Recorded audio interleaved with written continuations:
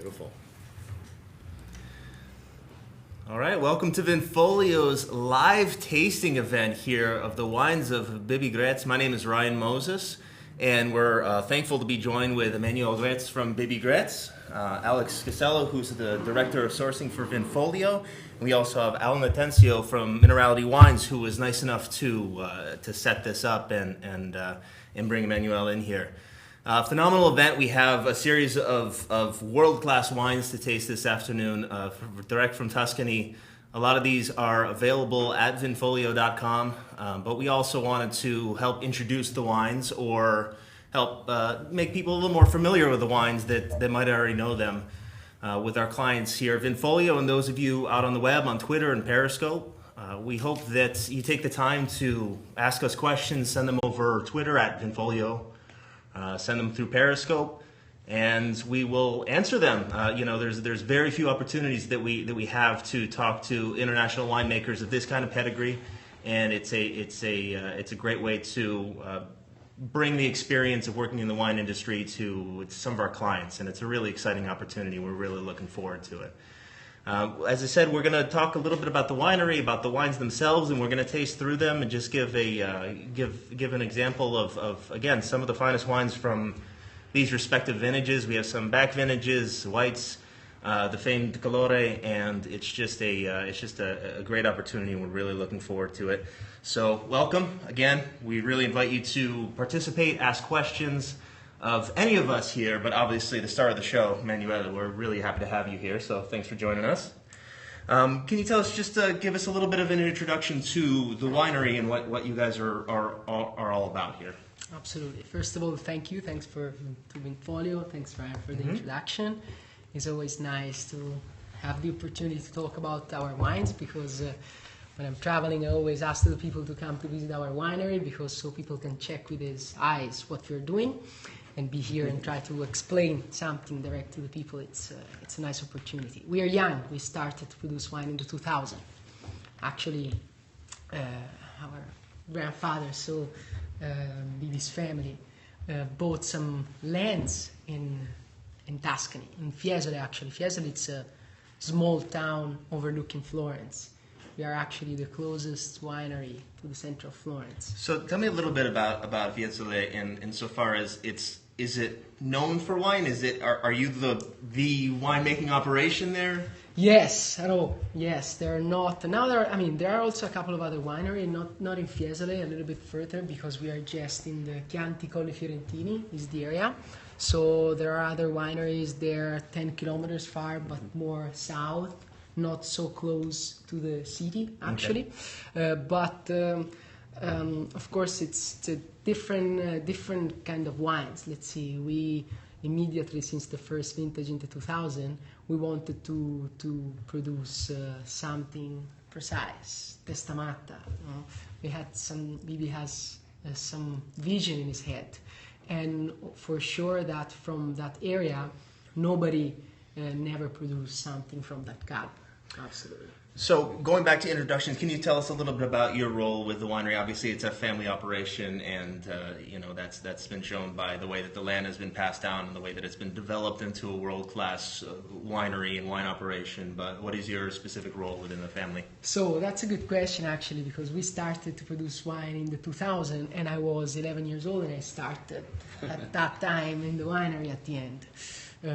Picking the grapes during during the harvest, during the summer, working the vines, during your break for the school, and then step by step, we are a small winery, so you learn how to do things, and now we want to grow in a certain how.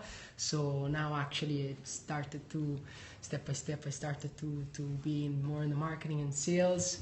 Still keeping an eye also at the winery because it's what at the end I really love. Mm-hmm. If you love to wine, then you like to be in touch with the production. And then now we open a new project here in the United States, so I'm more traveling here to this country. So it's a little bit tough to say exactly what I'm doing because at the end, if we need to We pick call the grapes. it wearing many hats. Where Yes, you're doing a little yes, bit of everything. Exactly. So, if the first vintage was in 2000, where were the grapes going, or was the vineyard being producing wine? Was it what was the history of the vineyards themselves? That's I think is important thing in order to understand our project, because the first vineyards actually was planted in the 1950, roughly 1960, but we never produced wine. Actually, sometimes we used to produce it, but just for the family, like 100, 200 bottles per year. But we had like a gardener who used to produce the wine. So it was, we did not focus on it. It was, nobody wanted to drink it. And it was jug wine, but you had local customers, right? That used to come by and pick up a couple gallons of wine. Absolutely. We had friends, they were coming, customers and friends, they were coming, use it for their home, use it for some restaurants, but was not a business. I mean, we used to do it like for us. Right. Then sometimes it was a little bit tough to sell it, so we found some contracts with big wineries who used to sell the grapes. And then all of a sudden, my cousin, he actually started as I started in the winery. I mean, just we grew up surrounded by nature, and he was extremely fascinated by the vines. And he was also tired, we never know what to do with those grapes. So in the 2000, he went to see a friend of him who had a winery, a well-known winery. And he looked at this place, and it was very similar to our place. Very simple, like normal Tuscany agriturismo, Tuscany house with a couple of barrels there. And they were selling this wine for big money at that time. And he said, wow, if they are doing, I can do it too. So let's start. It's easy. It's easy. Yeah, nice and easy. Apparently, we started as a joke in the 2000. It's still a little joke for us because at the end we have a lot of fun to do it. And now we're here. Yeah. So one of the most sort of striking and recognizable aspects of these wines is the artwork and the names themselves. Can you talk a little bit about the sort of the variety, the inspiration, and the meaning behind these wines? We can talk a little bit more about them from wine to wine, but obviously the colorful labels and the artwork are some of the most significant markers of the wine, besides its status as a world-class Sangiovese and Colore and kind of. Sure. So the family is artistic family. Everybody's artist, especially Bibi. Bibi. Even you? I also do a little bit of art. Right. When I have time now, because unfortunately you have to find the time. But yes, I love it. And he was painting the glass, actually. And when he started, at the end, wine is a form of art. At the end, you create something. I always say that an art is when you create something, whatever it is. And when he started, of course, he realized that if we wanted to do it as a proper thing, full time, he was not anymore able to do art. So he wanted to draw the labels and to represent his kid at the end. And people loved it because at the end of the 2000, especially in Tuscany, we're in the area of Chianti, everything was very traditional, very straight, very in that way. And older traditional labels. Names and a close-up of the, I guess, Testamatta, if you want to, a little up close. So he started and he said, wow, I want to continue to do art, and somehow actually all the paintings are just like representing the first feelings that actually Bibi proved when he first did the wines. So depending on the labels, as you can see, it's he wanted to give a little bit of meaning to of course this art. And it's people loved at the end this project because it's a nice mix. It's a very nice mix, and it represents at 100% who we are and what we're doing. I think was the best way to present our wines, because we will see step by step that we'll drink it. We have a completely different philosophy compared with all the other producer, as everybody else. But I think those kind of image and packaging is the best way to show it to No, people. originally what was, talk about that inception, was there some issues with the DOCG or going and being an IGT label in that area? Yeah, actually, absolutely. When we first started, Bibi immediately realized that, he wanted to grow just indigenous grape variety from Tuscany. So we're working with an Ansonica, which probably, not a lot of people doing it. Sangiovese, Canaiolo, Colorino. Now, unfortunately, we are losing those kind of grape variety because people are planting Cabernet, Merlot, and other stuff. And so we didn't want to produce, even if we are in that area and we pick from that area there, we never want to produce Chianti because when we started, and still now, was extremely small project. And to produce a Chianti, yes, probably it helps under a certain point of view. Would it have been a Chianti in Fiesole then? Yeah, okay. Absolutely. We are in the Chianti. Okay. Now we start, we are just there. We can produce Chianti Classico.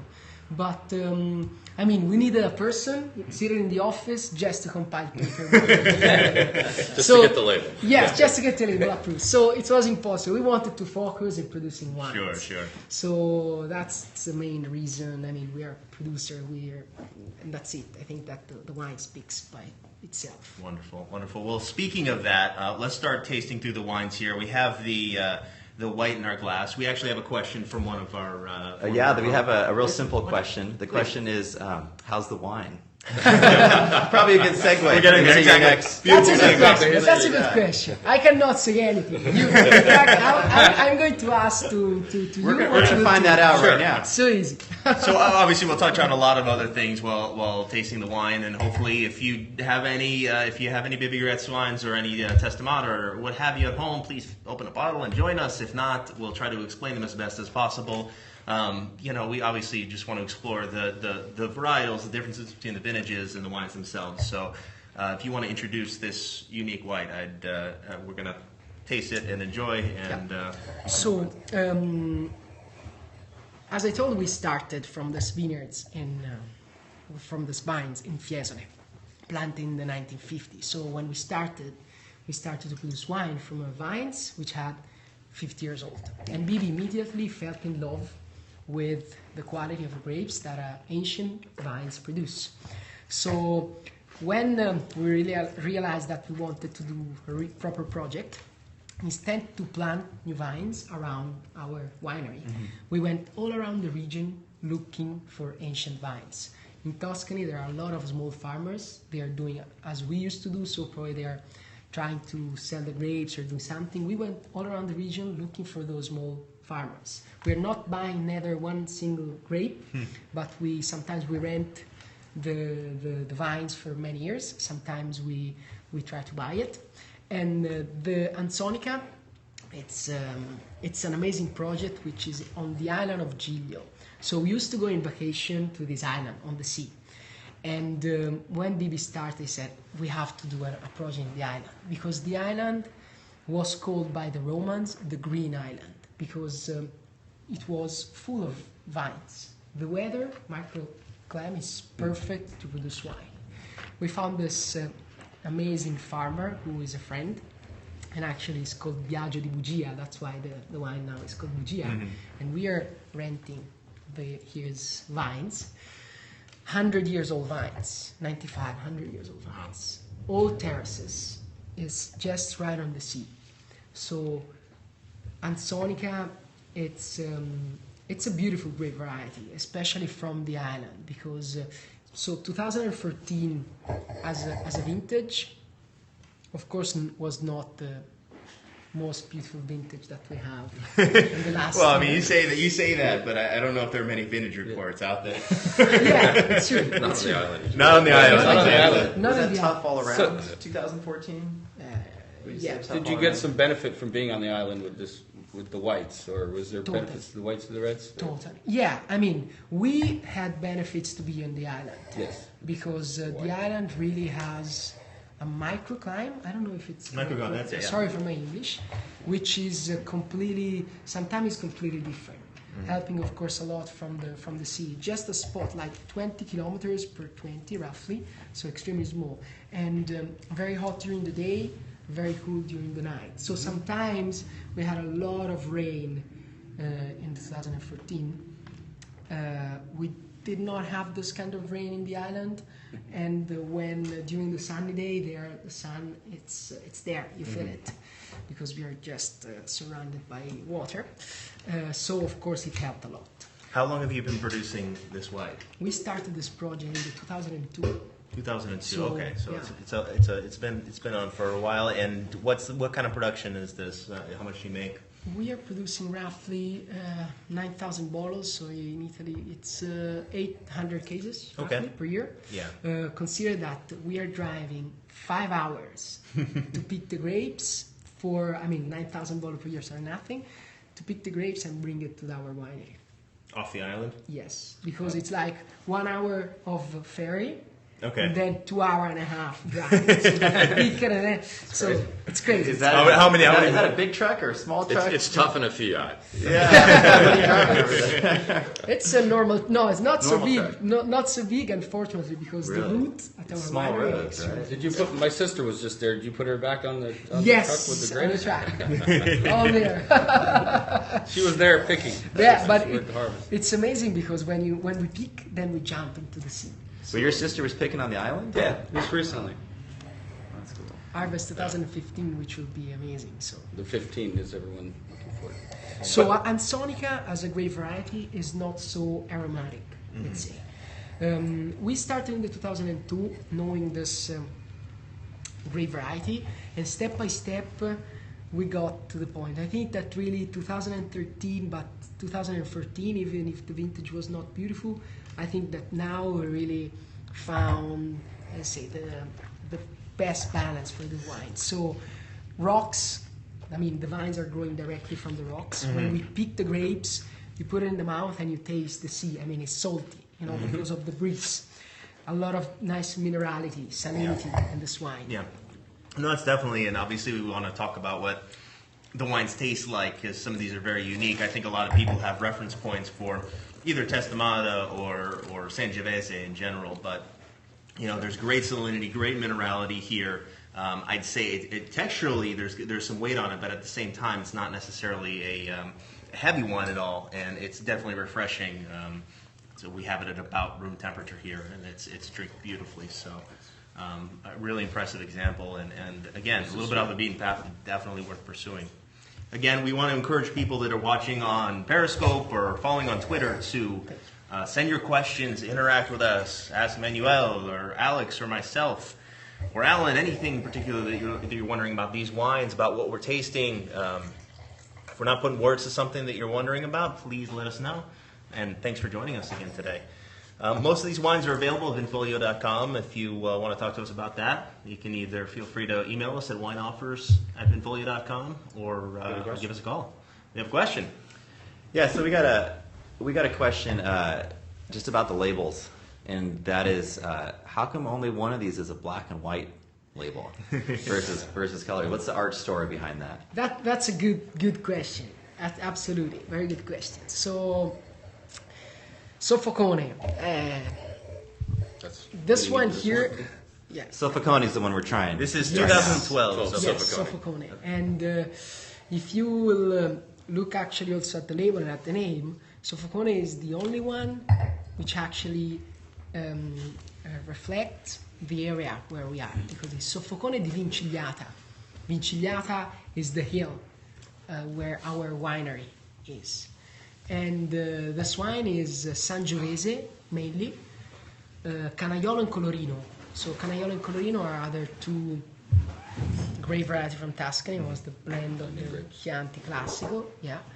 Unfortunately now again we lost a lot of those grape variety, as we still have very ancient vines we're still producing with it. Well, you say you've lost some of them insofar as them not being focused on in Tuscany, or the vines are expiring insofar as their lifeline. In the last, especially in certain area in the last years, a lot of people instead of planting probably Canaiolo and Colorino, or planting, of course. So producers in general are pulling yes, them. Okay. Sangiovese, but also international grape varieties. Sure. So.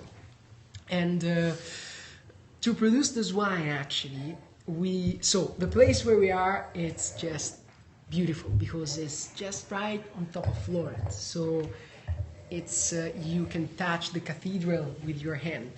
And in Italy, a lot of times happens that in the same building, in the same house, there are a lot of family living together. So son and nephew and aunt and parents all together. So if someone has a partner, a wife or a husband, I mean, it's normal that go in lover lane. So they go into in a beautiful place, beautiful spot, romantic, to look at the sunset with a glass of wine. So this area of Vincigliata is extremely popular and extremely famous in Florence because it's the lover lane. So a lot of people goes there.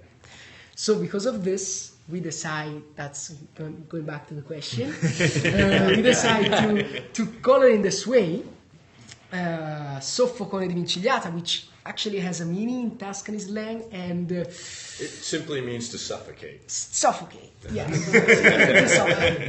With extreme pleasure. With extreme pleasure, absolutely. And when Is that a euphemistic term? Call it what you will. and when Do we, some research. Right. We leave that to you and Google on your own. There you go.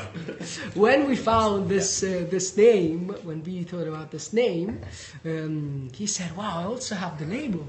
And this was a painting that he has done when he was 19 at the Accademia delle Belle Arti. So that's why it's a little bit different from the other. And this is actually where we are, what we are. We're extremely traditional and serious in how we are producing the wine. So 50 years old vines, Canaiolo, Sangiovese, extremely, we are organic, biologic at the end.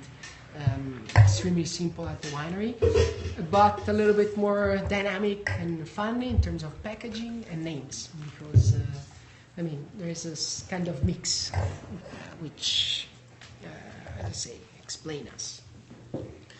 So the blend here, we have 90% Sangiovese, 7% Canaiolo, and 3% Colorino. What is it something that, is it a field blend? Depends on the vintage that what you want to put into it, or is it?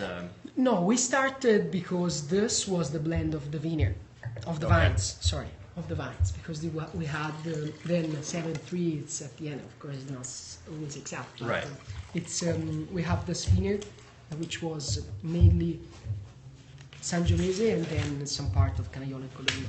And now actually we are using also other vines to produce this wine, but we wanted to keep the blend the same because we wanted to give this kind of direction to the wine. Wonderful. So we're going to move on to the Testamatta, which I think is the most well-known insofar as the label, insofar as the wine from Bibi Graetz. What was it was the first vintage 2000? Was that the original? Correct. Okay. Yes. So some of the vintages in the early 2000s, especially the 04 and the 06, started getting some big press from Jane Suckling of Wine Spectator.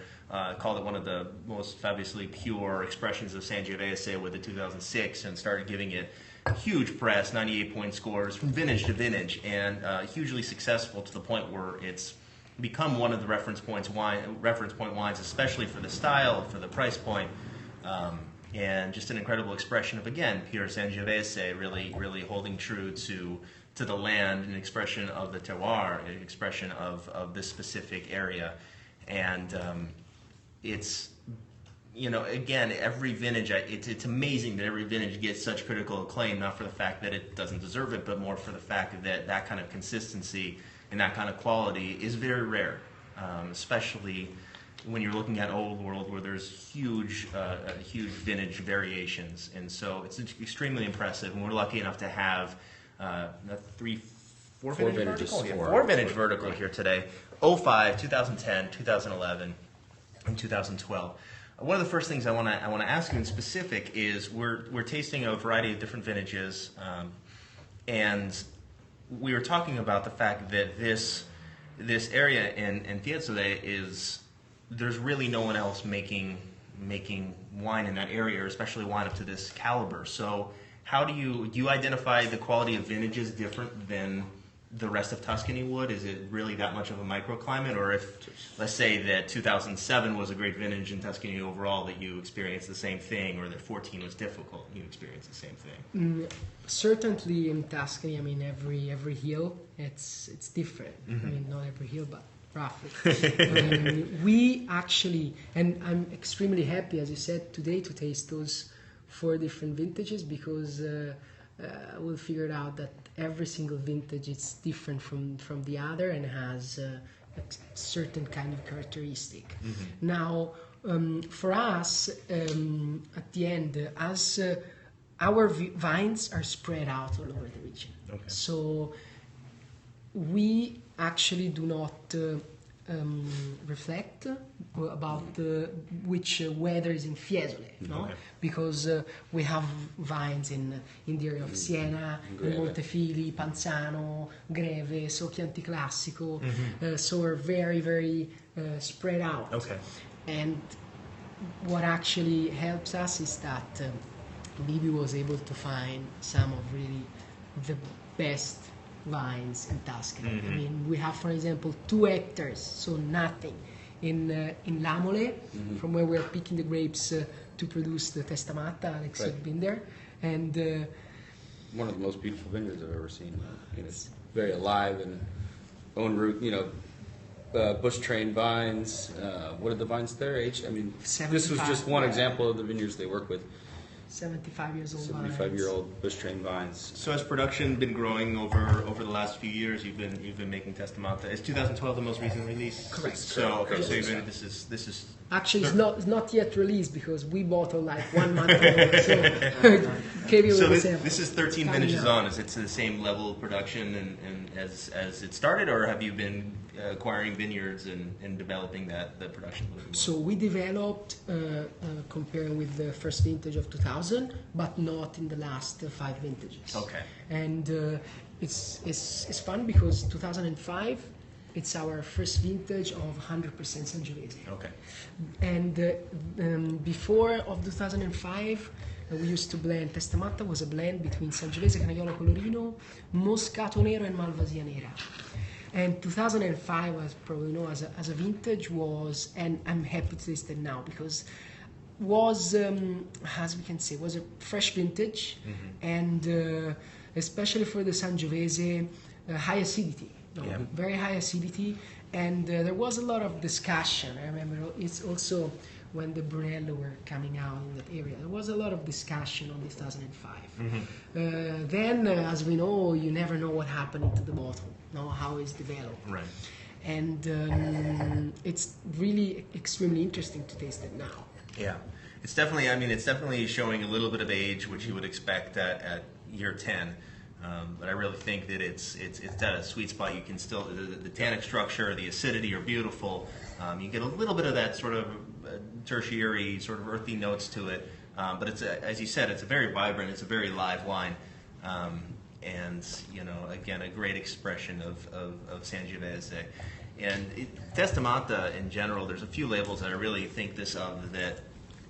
Sangiovese, I don't think is thought of necessarily always as a world-class varietal, but I think there's few labels like Testamatta and a few others in Tuscany that really always renew my faith when I taste them. And the best examples of Testamatta really showcase that. There's that kind of the ageability, the length, the structure. Obviously, they're beautiful food wines and they're very versatile, but. Have you, obviously the first vintage being 2000, have you had the 2000 or 2001 recently, and thoughts on? Yeah, absolutely. Of course that it's tough to compare with with some of the last vintages. First of all, because our different vintage, there is some similarity between some of it, but we are working also step by step as we're young. In the first 5 years, we actually found our place. We now step by step our Sangiovese.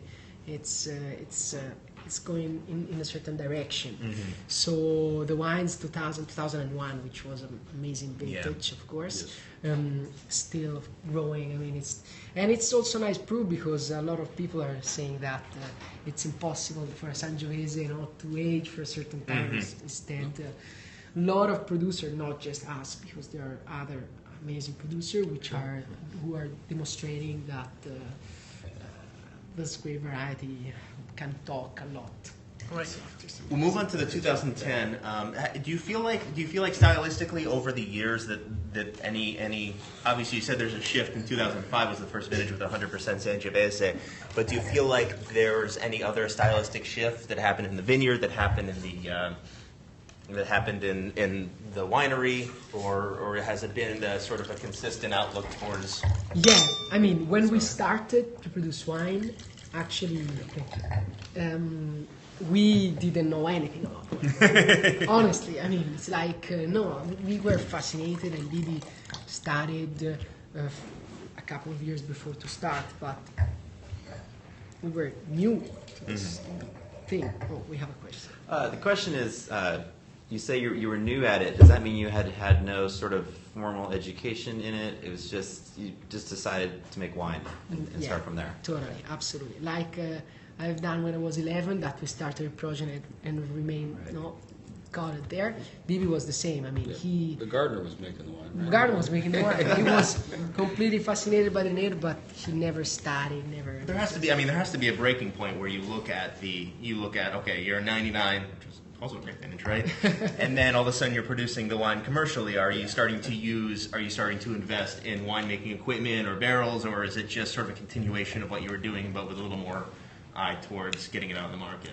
The main difference is not in the winery, because since the beginning we are extremely simple, and we are still. I mean, all the people hopefully will come to our place, they will see. I mean, we have barrels, that's it, and wine. The main difference is that as we didn't know a lot, we started to produce wine with an external enologist who used to help us. Okay. And of course, that working with another person, I mean, I'm not saying that is not your wine, but you have some certain information. And of course, Bibi since the beginning knew that was not a long-term relationship, because he had already in his mind what he wanted to do. Right. So there is a big change, not big, but step by step, year per year. But I can say that since 2005, something is changing. Okay. Yeah. Just Because starting to own. Yeah, because since 2005, probably 2006 was the first year that we were completely by ourselves.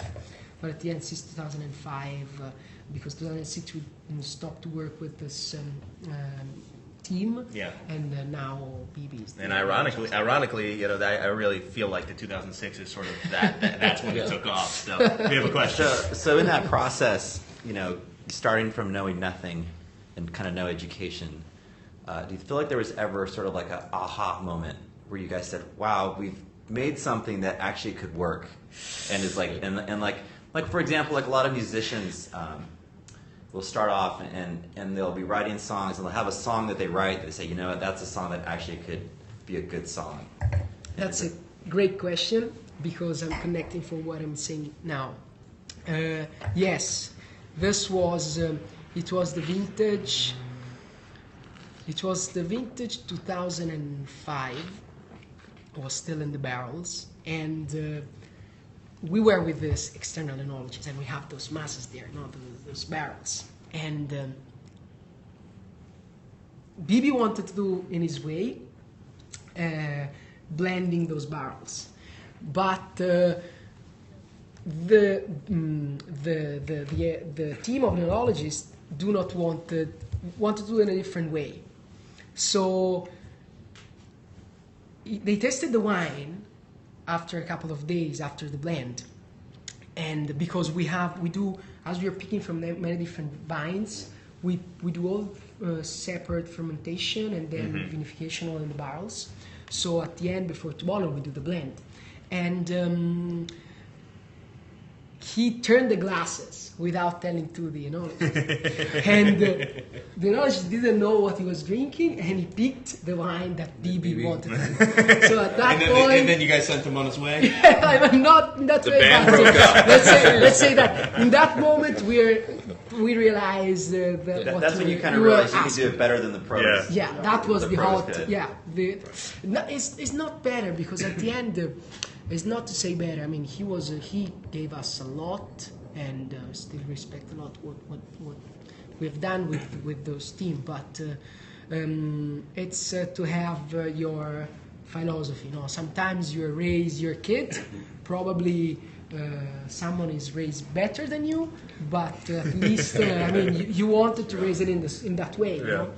And in that moment was a really hot moment for us. Yes, That's great. That's great. So this is the 2010. I feel like this. I've had the 06 before. I've had the 7, and we just tasted the 5. I really feel like the 10 is just a super sort of silky and well composed, elegant, seamless interpretation. Where the 2005 is more of a tannic structure, where this is more again that seamless, I dare say modern Sangiovese. Tell us a little bit about the sort of the élevage, how you bring up these wines, oak aging regimens, how you identify which Sangiovese is going to make it into this bottling. So theoretically, we are picking from 6 different vines. So in Fiesole. Vincigliata, the area where we are, then Siena, we have another beautiful place, Panzano, Greve, Lamone, Montefigli. So those are the ancient vines that we have. Yeah. So 60, 70, 75 years old vines. Of course, those vines are producing the best bunches of grape. What we are doing, we are picking from all those vines. And when we bring the grapes to our winery, we select the best bunch of grapes. Of course, everything is done by hand. And with the best bunch of grape, we are producing the Testamatta. And 2010 was a great vintage again. It's just Yes, it is. I remember still at the end of September, when most important part, it was this different of temperature during the day, during the night, which helps a lot the perfume, especially with this grape variety. It was just amazing. Emanuele, I think it's also important to talk a little bit about the fermentation process and the fact that Bibi is doing something unique with Sangiovese that none of his neighbors are doing, and he's fermenting in open-top barriques, which is a labor of love, and it's during fermentation, you're punching down, and I know Absolutely. At 15 you had Popeye arms. Yeah, what's it because of the If you want to slave see, labor. if you want to see a picture of that, there's actually, I think a feature on the website is Bibi over 2 barrels that are sort of open to, yeah, exactly with No, I think, Alan, you are absolutely correct. I mean, I always, when I'm talking about the wines, I always stop when we're picking the grapes because I think that at the end, the wine is what happening to the vines and right. what happening to the wineries. But with Sangiovese, I mean, we are treating those bunches in a certain way, of course. And we are doing an open top fermentation, so we have like 200 barrels and all by hand with the small 225 liters. We are... I worked in a winery, so I feel tired just hearing it. Yeah. 6-8 times per day without stopping or during the night, during the day, because of course you cannot decide. You decide.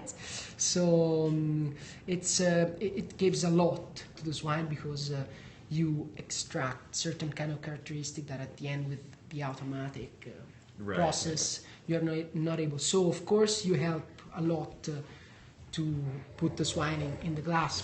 But at the end, the main part is really the bunch of grape that are arriving at the winery, which anyways are just beautiful. So Wonderful. and How then many people are 24 helping months you in harvest. at harvest in general? I mean, for That's the a good production level on question. Testamatta in a good year? I mean, at the winery during the harvest we have 5 people probably at the winery, and then plus all the Plus, people around working the vines.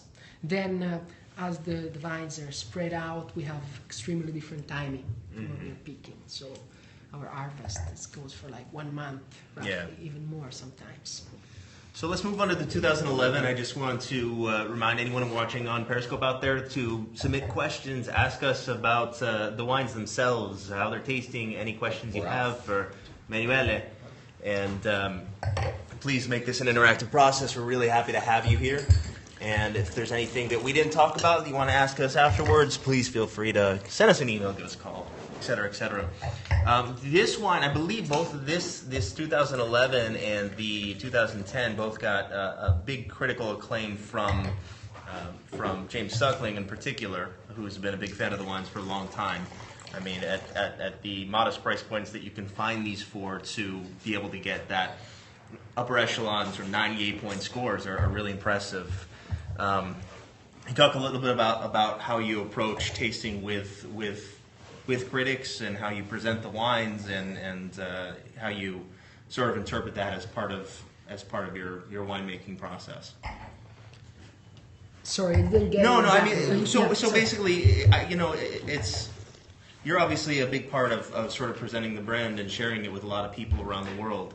And obviously a lot of the way that people know about the wines is through this critical acclaim. So how do you connect with a variety of publications? And obviously if James Suckling is a fan, does he come in and taste all the time? And is that a goal, or is that a thought process when you're making the wine? It's not a goal, even if it helps a lot, because honestly, I mean, it really helps to sell the wine at the end, which is important. Yes, that's the main problem for us, because sometimes we are even too much transparent in a certain way, because there are a lot of people who are asking for samples, which I understand, because there are probably, I don't know how many wineries out there, so it's normal that they cannot go to see everyone, but we always answer that at the end they have to come to visit us. They have to go to the island of Giglio. If they cannot, we understand absolutely. We are young. You hear that out there? No, but we are young. We started in the 2000s, so there are hopefully plenty of vintage. They can come whenever they want. We are happy, but at the end, I mean, to send the samples at the end doesn't make sense. That's why I always try to invite even the customer or someone who is tasting, because of course, tasting from a bottle, you have certain kind of feelings, but come and check with your eyes. It's a completely different thing. So, and so if they come to visit you, do they get like a special treatment, or what is it like when they come to visit? I mean, at the end, To come to a castle. Coming to a castle in the countryside. yeah, I mean, the best part is to go to see the vineyards, the vines, and the vineyard. Yeah, so. And it takes Castle's time. pretty impressive too. Yeah, it's beautiful. Absolutely, it's beautiful.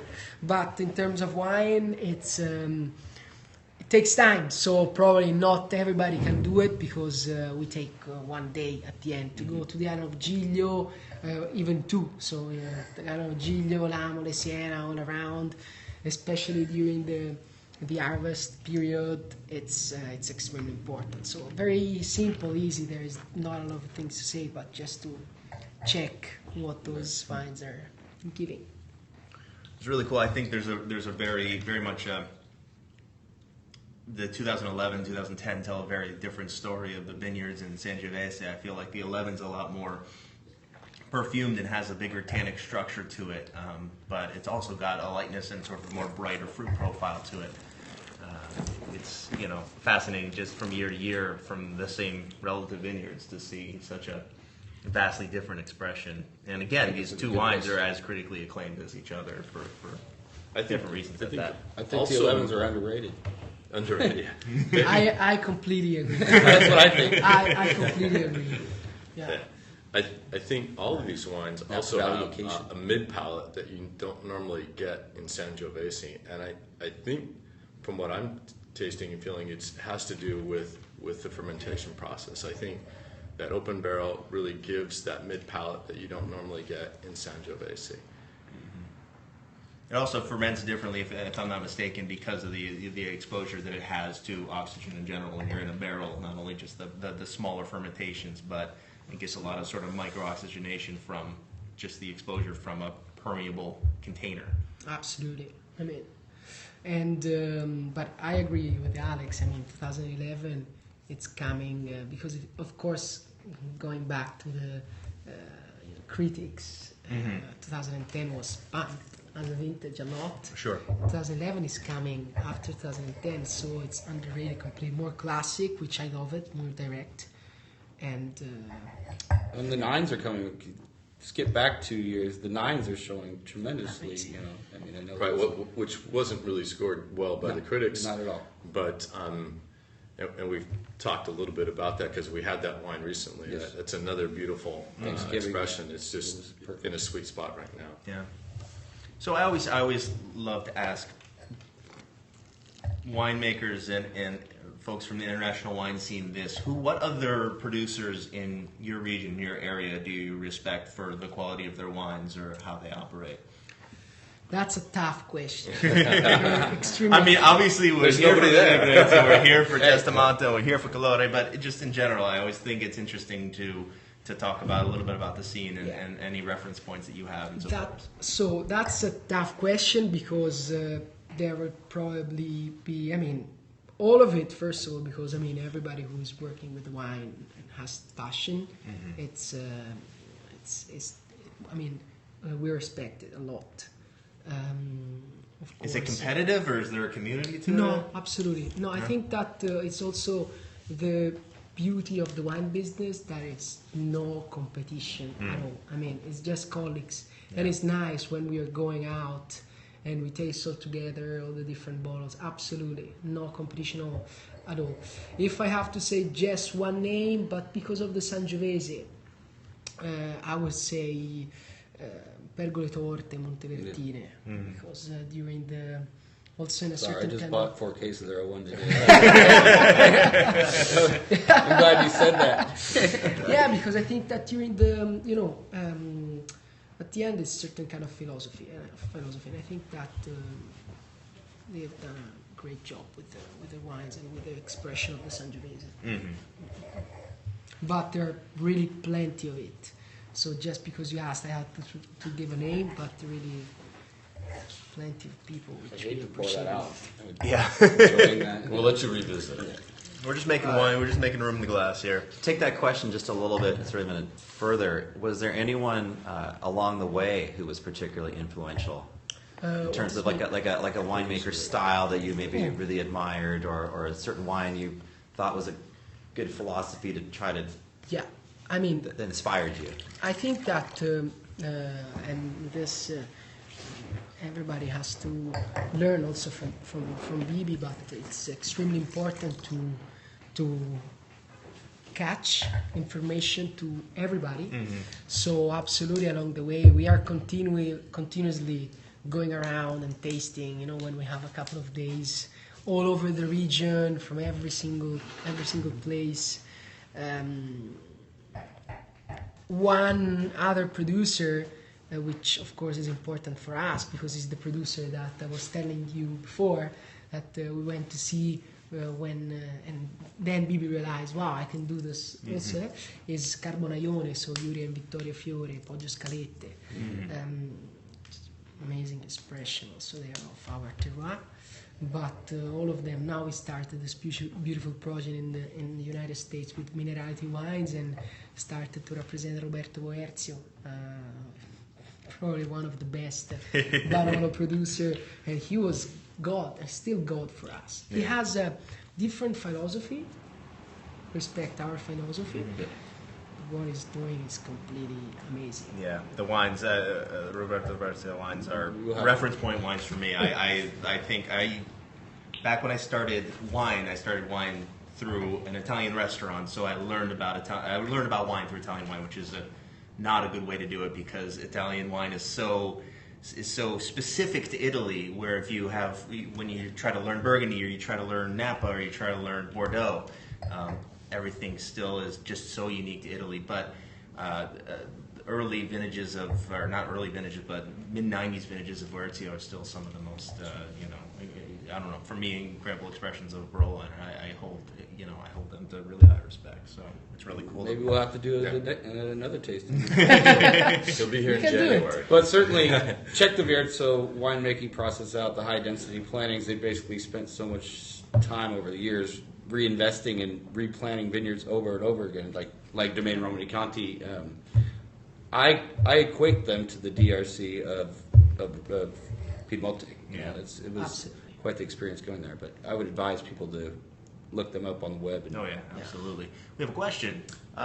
Sort of two questions from the audience. The first question is, why do you think that the 2011 was underrated, and what kind of contributed to that? And then I'll just tell you the second question so you can think about it, which is, after we taste this vertical, which do you guys feel of these four is showing the best? I have lost the second question. Okay, the second question is just, of the four ones, which do you feel is showing the best right Okay, now? that's it. Will be Yeah, we'll yours. say that to the end. Wait on that. I will tell you something. Well, first of all, something about 2012, which I would like to say, because 2012 just came out, and we are still arriving also here. I mean, we're just releasing on the market. Was a warm vintage.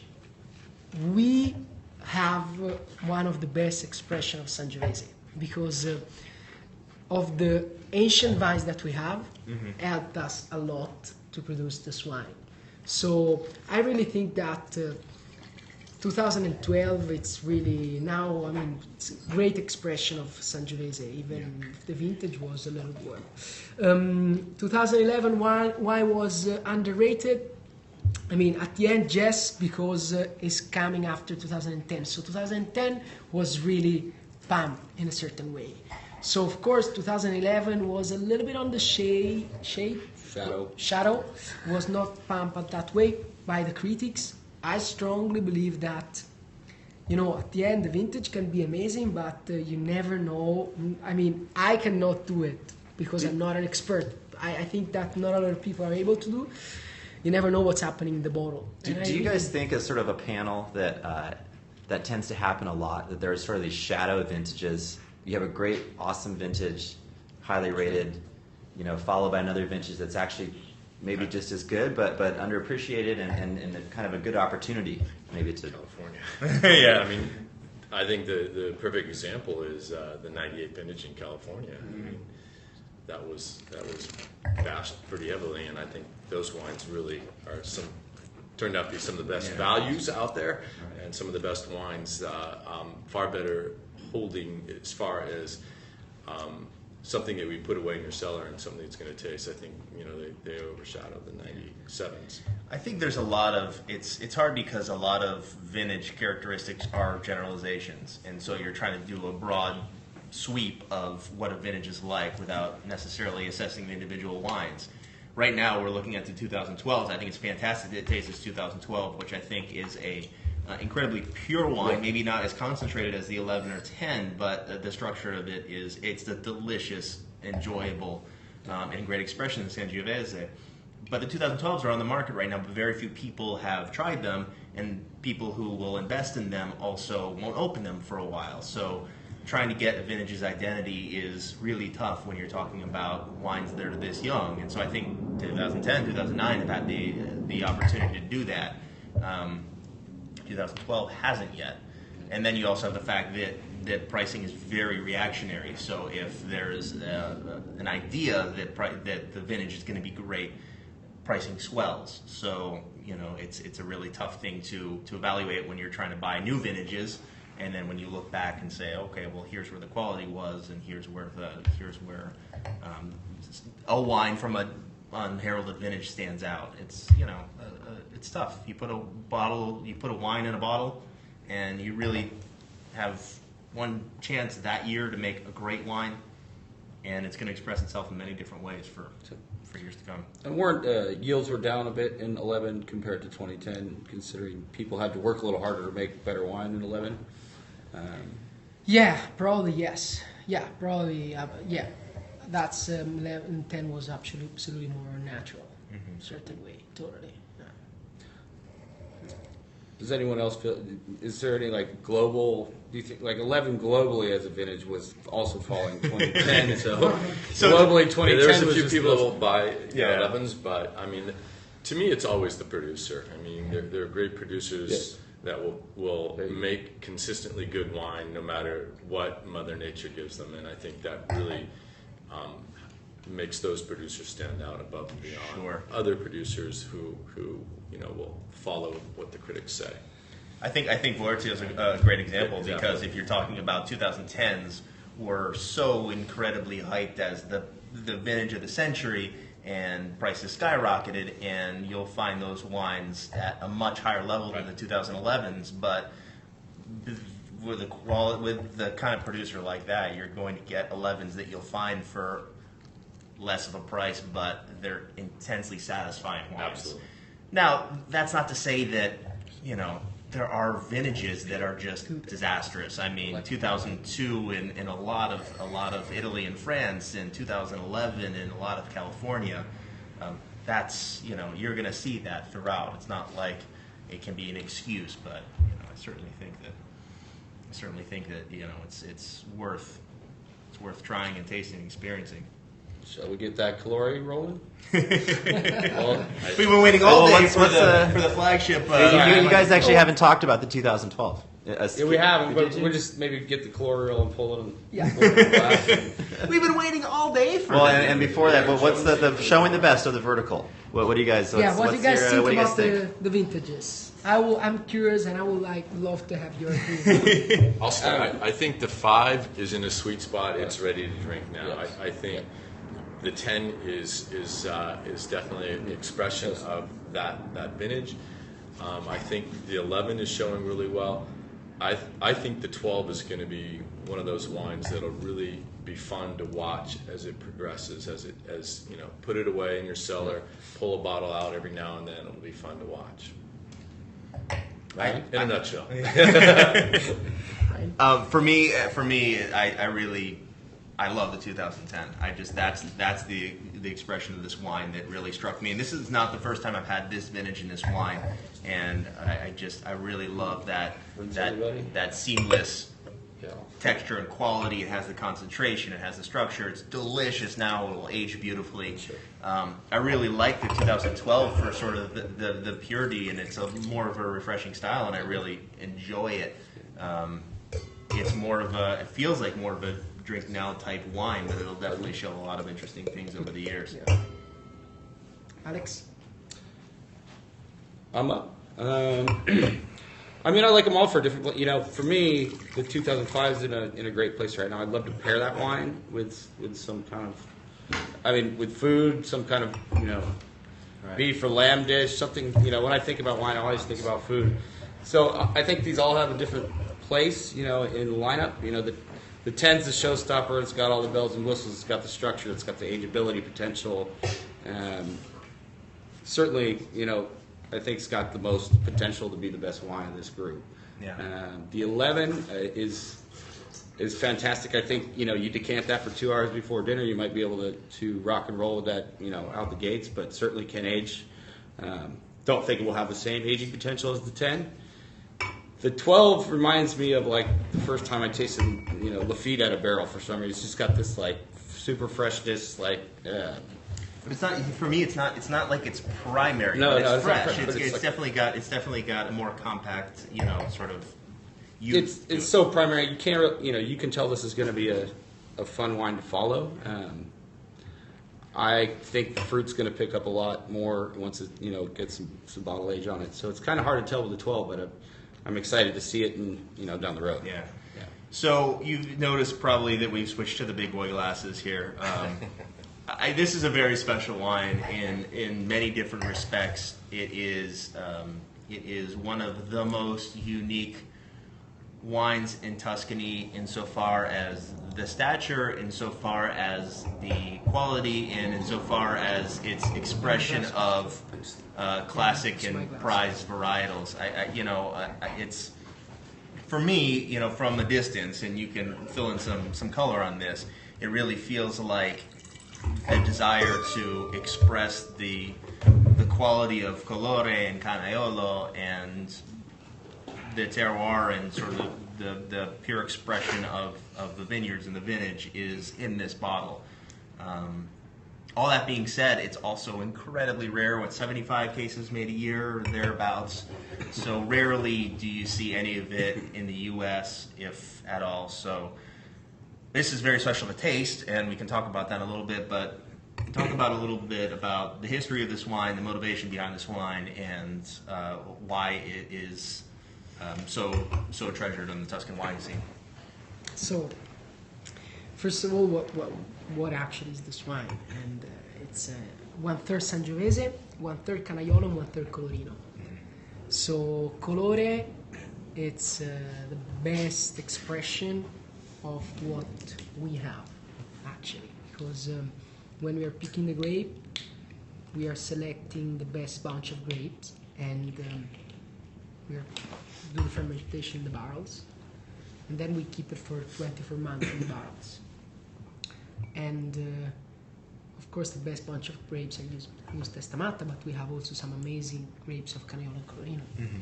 And that's compared to what's the oak aging for Testamatta usually? Is 2 years. It's 2 years. It's the same. Okay. 2 years. And do you do the selection in the vineyard, or do you ferment the wine and do the selection in the cellars? So we do the selection in the vineyard, Okay. first of all. Best bunch of grapes. There's, of course, mainly Sangiovese, but there are also some barrels of Canaiolo and Colorino. Mm-hmm. Then what we're doing is that during those aging in the barrels, we taste, of course, the barrels and we check, we see how they're developing. And after those 2 years, couple of years, we select the best 9 barrels that we have in all the production. So are the 3 best barrels of Canaiolo, the 3 best barrels of Sangiovese, and the 3 best barrels of Colorino. Mm-hmm. So Colore, it's really the best of the best that we have at the winery. We blend it and we produce Colore. What was the first vintage? This is the 2010, by the way. I don't know if we introduced Which is the current release. Colore was the first label that actually produced with Testamatta.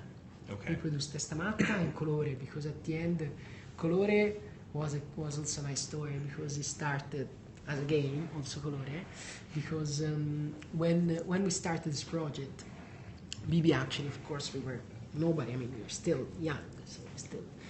But at that time, we didn't have neither the name, the labels, nothing. Right. But of course, we had the wine in the barrels, and we invited some restaurant, some journalists to check the project, taste the wines.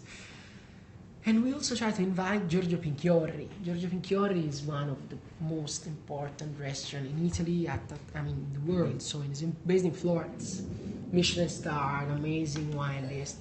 And we invited him. And we said, wow, he will never come. We're nobody. Instead, he arrived at the winery. He arrived and he said, hey, I would like to test the winery. So we showed him the project. We told him what he wanted to do. And we were working on this blend of Sangiovese, Canaiolo, and Colorino. And but we still, we didn't have anything. We just had the wine. And we were working on this blend, and just per case, Giorgio tasted the wine. Wow, this is the first wine that you're producing, and Bibi was, yes, this is wine. And he said, I want this wine. I want all the production of this wine for my restaurant. So at Enoteca Pinchiorri, so very, very small production. He helped us. And that was 2000? Was 2000, yes. Hmm. And this is actually how the wine started. And we gave him, still working with them. Amazing restaurant in Florence, if you have the chance, go there. Enoteca Pinchiorri. And still working with them, but now Colore, it's more or less a location because we do not have a lot of bottles, and every single vintage we try really to focus in a certain way with this one. Yeah, and it's at a sort of at a quality and texture. Sorry if you can hear that. Blue Angels are flying over San Francisco today. It is one of those singular wines. I don't know if there are very many comparisons. The first thing that comes to mind is Messetto, but that's Merlot. This is obviously different varietal expression, but there's very few reference points in Tuscany that can sort of match this. And Well, Alex, if you want to talk a little bit about the flavor, the profile, I mean, I just find it incredibly pure and expressive, and just, it is really a singular wine. I think I've tasted 4 or 5 different vintages at this point when we were in Italy. The kind of signature of this wine is the textural component. This wine has some of the most unique texture of any wine in the world that I've ever tried. Mixed with all the stuffing and then the acidity and the freshness. It's just a unique wine. You don't see a lot of it in the U.S. because I think you guys are still starting to build this reputation. But in Italy and globally, you have a huge reputation in Europe. So Yeah, especially now, of course, less bottles, so it's a little bit more difficult to communicate it. And with the last ratings that we had, of course, helped a lot. But I think you are right. I mean, we wanted to prove also in certain how that also with Sangiovese, Canaiolo, and Colorino, you were talking about Masseto, no? There is the possibility working a certain way to produce this kind of texture. But it has this mouth-filling texture and long finish. Every vintage I've tried has been Laser. Yeah, Laser. I think laser is a good word. It's Yeah. just the focus and Yeah. just the focus of the wine. It's just so streamlined and so seamless, and so it's still. I just had a sip, 30, 40 seconds ago. Very, very mouthwatering. Again, I just want to invite anybody who's watching to ask questions, to comments, what have you.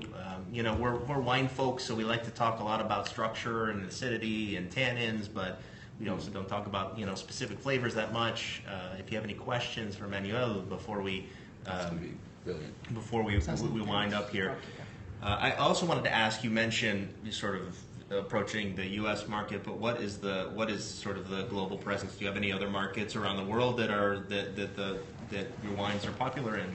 Yeah, absolutely. I mean, that's also an interesting thing. It's also important because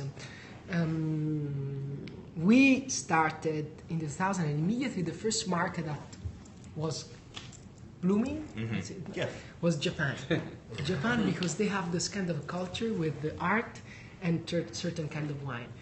We have no idea how happened, but just happened. I mean, remember Bibi went to go to Japan, it was like a star, those people, He was a rock star. Rock star, so it's just amazing. That happens to rock stars too in Japan. Yes. They go to Yes. Japan and all of a sudden they're Yes. That's when he told me the fax machine was spitting out orders from Japan. Yes. We were faxing orders to the winery from Japan. We couldn't, we didn't have neither so much wine, so it was fun. But then, of course, Italy, but United States, people loves our wine. It was a little bit difficult with Colore because arrived later and we do not have a lot of bottles. But now we opened this new project of minerality wines. So we started to represent ourselves in the United States. So we started to have a global price strategy. And this, of course, helps a lot also. Very important. Yeah. We have a question. Yeah, so the question is, how would you sort of differentiate between the Testamatta and the Colore? What are some of the ways you might describe them as being different? And for me personally, it's another level. And for me, what makes this such a singular and notable wine is that it shows that kind of. I mean, this is Robert Barker talks about this a lot. It's how can you get concentration, weight, and power without being heavy? Just how can you have that sort of intellectual, detailed wine that doesn't make any compromises on any part of the palate, whether it be whether it be concentration, weight, tannins, acidity, and it just sort of hits every part of the palate. It's just incredibly silky, incredibly refined, and for me, again, it's that laser-like focus, and it's just the overall refinement and purity of the wine that I think is something that a lot of wineries and winemakers aspire to, but very rarely do you see it expressed as such. And there's probably very, very few people that can make it up to this kind of level and this kind of quality, purity, and refinement with specifically Sangiovese and Canaiolo. That's my opinion, but if you want to talk a little bit about No, it's just got a sense of, I mean, I don't want to call it superior, but I mean, Nobility. Nobility is the word that comes to mind when you've tasted some of the great wines in the world. This ranks amongst them. So you can fit, after tasting for years and years and years, you could feel the sense of difference between the two.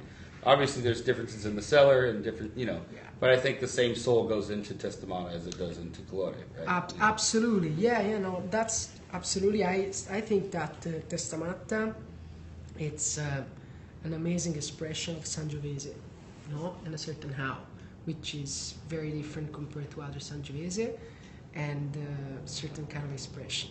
Colore is just another level of wine. Really of wine, sort of texture, complexity, and deepness that is just beautiful. The wines are phenomenal across the board. It's been a great experience to have you in and taste and talk about the wines.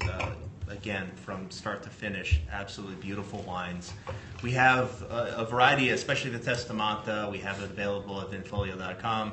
Again, if you want to talk about the wines, availability, shipping options, etc., you can talk to us at wineoffers@vinfolio.com. That's wineoffers@vinfolio.com. We have all the wines on the website, except for maybe the Colore, which we're going to get as much as we can. But again, highly allocated, nearly impossible to find, and only through relationships with Alan.